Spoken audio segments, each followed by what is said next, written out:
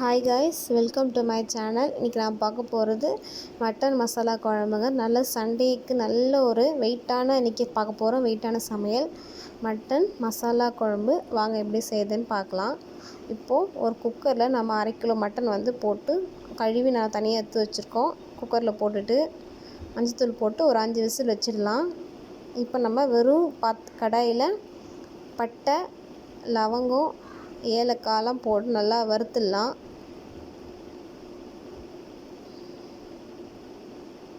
இன்னும் லைட்டாக நல்லா வறுத்துக்கோங்க.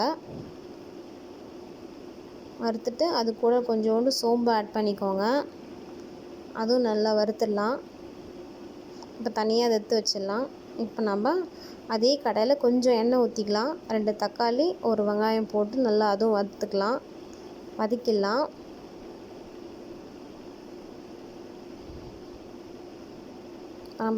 இப்போ நம்ம ரெடி பண்ணுறது பார்த்தோன்னா மசாலாவுக்கு, அதெல்லாம் நம்ம நல்லா வதக்கிடணும்.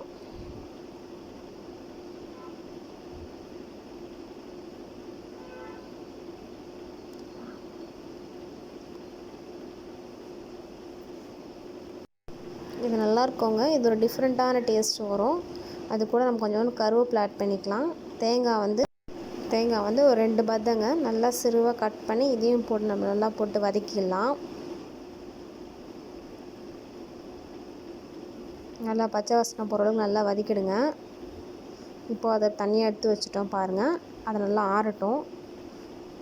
இப்போ இது கூட கொஞ்சோண்டு மிளகு சீரகம் தட்டில் போட்டு வச்சுருக்கோம். இப்போ நம்ம பட்டை லவங்கலாம் அரைச்சாலும் அது கூட மிளகு சீரகம் போட்டோம். இப்போ அது அடுத்து வேறு கடாயில் எண்ணெய் ஊற்றிக்கலாம். எண்ணெய் நல்லா காயட்டோங்க. அது அடுத்தது நம்ம ஒரு வெறும் இலை மட்டும் தான் நம்ம ஆட் பண்ணியிருக்கோம். இப்போது பிரியாணி இலை ஆட் பண்ணியாச்சு. நம்ம 2 வெங்காயம் ஆட் பண்ணியிருக்கோம்.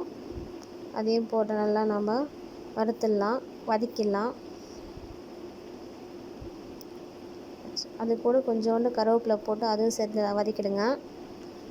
இஞ்சி பூண்டு பேஸ்ட்டு ஒரு 2 ஸ்பூனு அதுவும் போட்டு நல்லா வதக்கிடலாம்.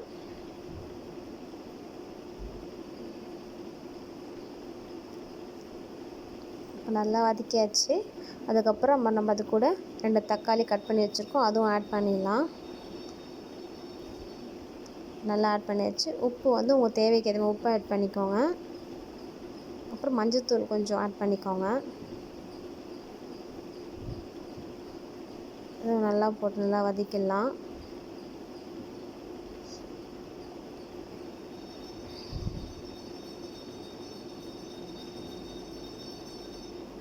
நல்லா பச்சை வாசனை போகிற அளவுக்கு வதக்கிடுங்க. அடுத்து நாம் முருங்கைக்காய் ஆட் பண்ணிக்கலாம். ஒரு 2 முருங்கைக்காய் தான் நம்ம ஆட் பண்ணியிருக்கோம். 1/2 கிலோ மட்டனுக்கு இது போதுமானது. அப்புறம் உருளைக்கிழங்கு தோல் சீவி நல்லா கழுவிட்டு இந்த மாதிரி சின்ன சின்னதாக கட் பண்ணி போட்டுக்கோங்க. 2 உருளைக்கிழங்கு நல்லா வதக்கிடுங்க.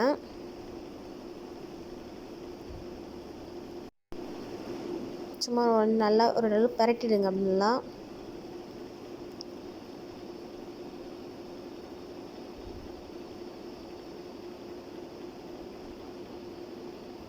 நம்ம அரைச்சி செய்யுது மட்டன் மசாலா இது ஒரு டிஃப்ரெண்ட் டேஸ்ட் கொடுக்குங்க. நம்ம சேனல் அதுக்கு அந்த மாதிரி செஞ்சதில்லை. புதுசாக ட்ரை பண்ணலாம்னு சொல்லி ட்ரை பண்ணியிருக்கோம். நாங்களும் சாப்பிட்டு பார்த்து ரொம்ப டேஸ்ட்டாக இருந்தது. நல்லா வதக்கிடலாம். இப்போ அதுக்கப்புறம் குழம்பு மிளகாத்தூள் ஒரு 5 ஸ்பூன் ஆட் பண்ணிக்கலாங்க. இப்போது நல்லா இதை சேர்த்து நல்லா வதக்கிடுங்க.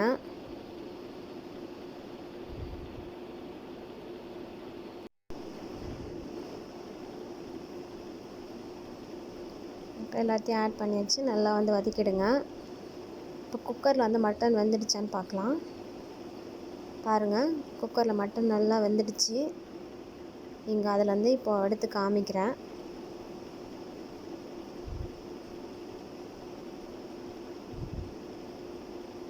பாருங்கள், மட்டன் நல்லா வெந்திருக்கு.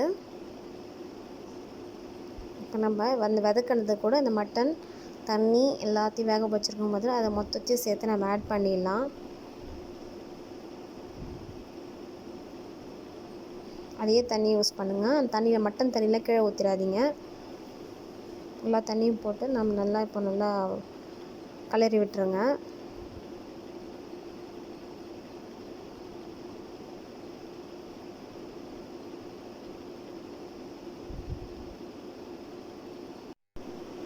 இது இட்லிக்கு, சாதத்துக்கு, பரோட்டாக்கு, சப்பாத்திக்கெலாம் ரொம்ப நல்லா இருக்குங்க.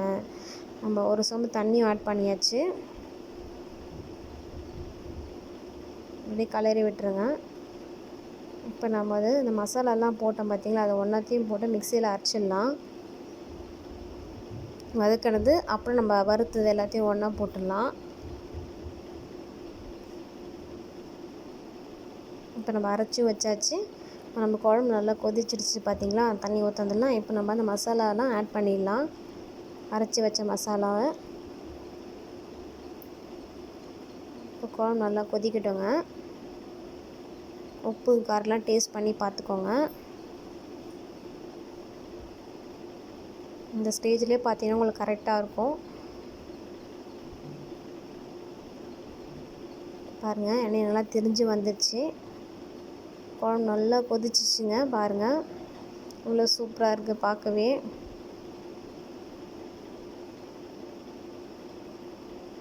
இப்போ பாருங்கள், நல்ல சூப்பரான மட்டன் மசாலா குழம்பு எவ்வளோ சூப்பராக இருக்குது. சப்பாத்திக்கெலாம் ரொம்ப டேஸ்ட்டாக இருக்குங்க. பரோட்டாக்கு, சாதத்துக்கெலாம் ரொம்ப நல்லாயிருக்கும். நீங்கள் சால்னா, சேர்வாலாம் சேர்த்து இந்த மாதிரி மட்டன் மசாலா செஞ்சு பாருங்கள், ரொம்ப டேஸ்ட்டாக இருக்கும். நீங்களும் செஞ்சு பாருங்கள். தேங்க்யூ.